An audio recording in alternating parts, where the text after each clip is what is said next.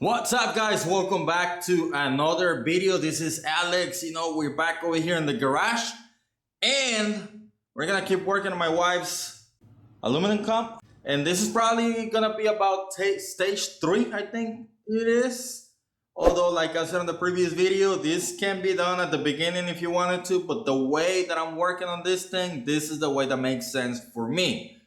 Otherwise, I would have probably done this at the beginning. So in this video, we're gonna be installing a few things. We're gonna take care of the front end problem right here. And before I show you what I got, please go ahead and consider subscribing if you haven't done so. If you wanna support the channel, check the affiliate links in the description below.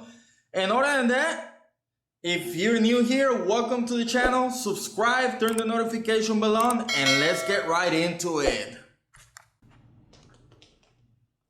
All right, so we're gonna be taking care of the front end, and I'm gonna be go ahead and replacing the headset and the fork.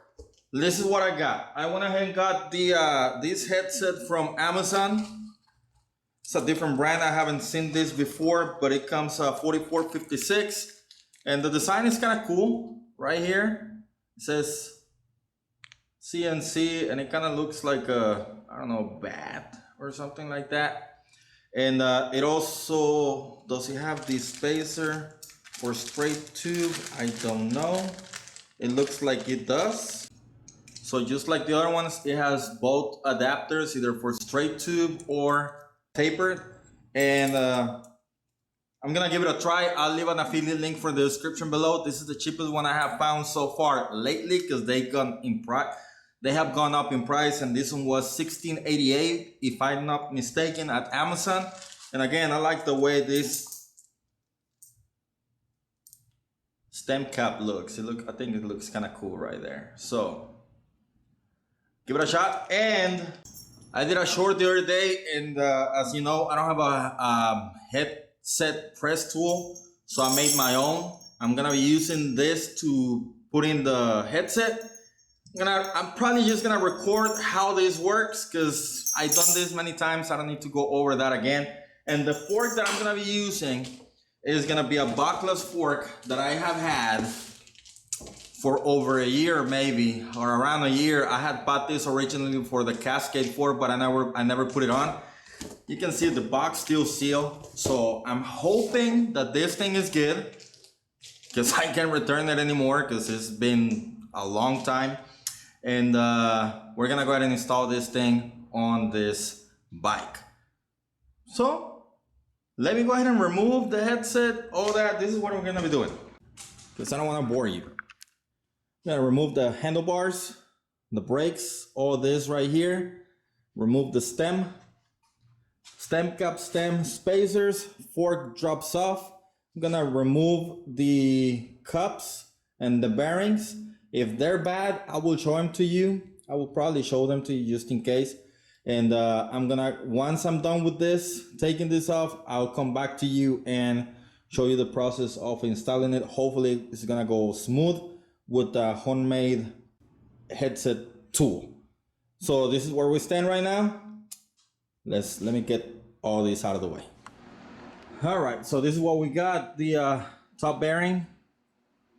I mean, it has a little bit of grease, and like I said, this was outside when I picked it up, like on the element, so hence the surface rust, but it actually doesn't look that bad.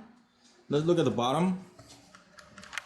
Same thing with the bottom. I mean, there is a little bit of grease, but I mean, it's not bad. And then on the fork itself, not bad at all. I mean, I can probably still use these bearings if I needed to, so no big deal. Headset was okay. I'm just gonna replace it with a seal bearing headset.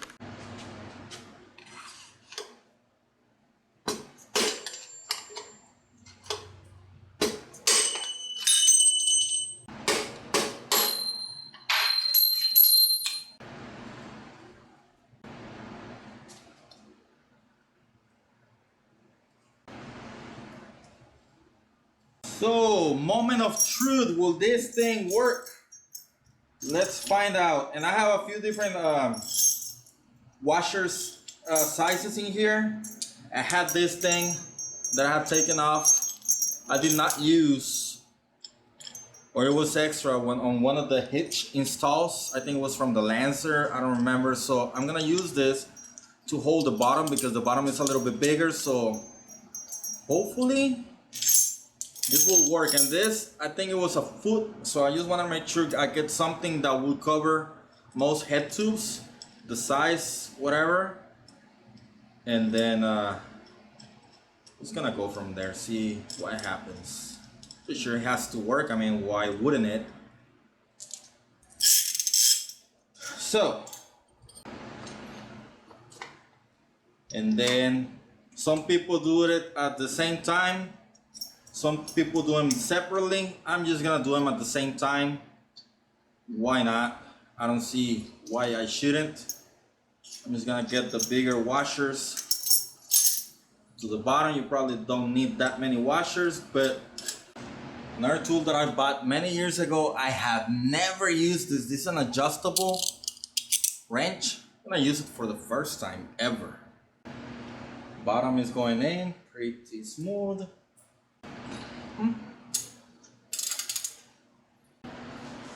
Well, we can call that a success. Look, flush all the way around.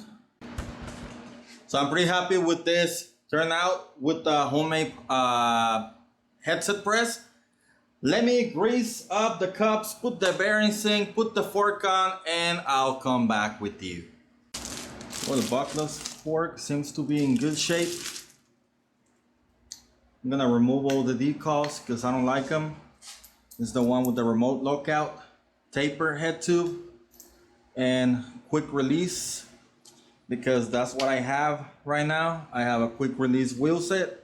In the future, if I can find a good deal on a boost one, I will do that, because I have a boost fork that I am not using and I would like to put it on this bike. So let's see what we can do about this one. Put the crown race over here, a little bit of grease, cut the steer tube, and set the star knot in place. It is in. Hola, papi. Está quedando bien bonita, mami. Mommy. So just for the sake of it, I think we're gonna do most of the weight savings is gonna be on the fork.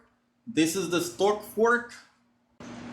Man, that thing is almost 8 pounds, 7.95 pounds, 127 ounces, 3.605 kilograms. This is a heavy beast. This is the heaviest fork I have ever encountered on one of these bikes. Let's see what the new one is. 4.05 pounds, half of it. 64.5 ounces, 1.835 kilograms. Half the weight is gonna be saved just by going with this fork. Not bad.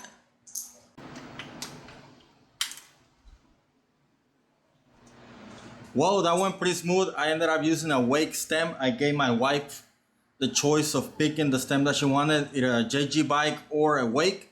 She said, do the wake. So that's what I did. I'm gonna go ahead and put the handlebars and everything back on it, and I'll come back with you. Finally, using a proper torque wrench, 6 Newton meters. Click here. This is nice.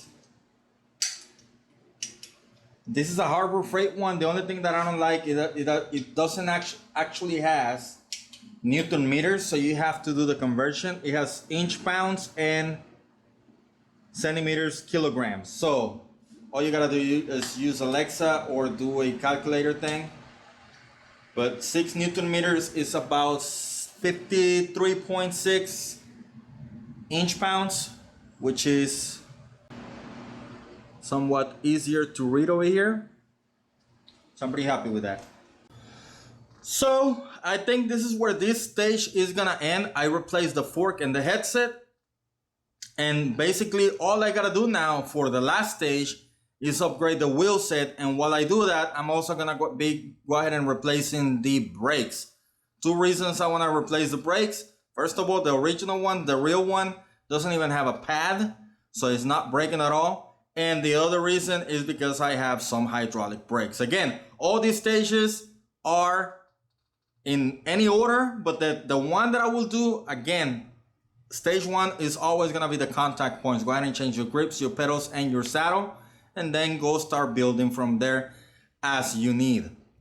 Again, this replacing the fork in the headset could have been stage 1 or 2, depending on your budget, but again, the way I'm building this is the way that it makes sense to me. That's why I'm doing it in these stages.